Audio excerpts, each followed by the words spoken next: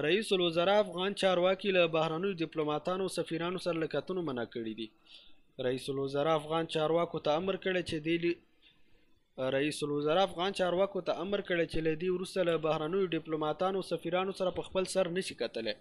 د بهرنیو چارو وزارت سرچینې وایي چې له افغان چارواکو سره د ډیپلوماټانو ټولې کتنې به تر دې وروسته د دغه وزارت د تشریفاتو ریاست له لوري تنظیمېږي. دغه وزارت وایي چې د رئیس الوزرا هدایت یې ترلاسه کړی چې له مخې افغان چارواکي پر خپل سر له بهرنیو ډیپلوماټانو سفیرانو سره نشي کتلی. دغه وزارت وایي چې د رئیس الوزرا هدایت یې ترلاسه کړی چې له مخې افغان چارواکي په خپل سر له بهرنیو ډیپلوماټانو سفیرانو سره نشي کتلی، بلکې ټولې کتنې به له دې وروسته د بهرنیو چارو وزارت د تشریفاتو ریاست له لوري تنظیمېږي.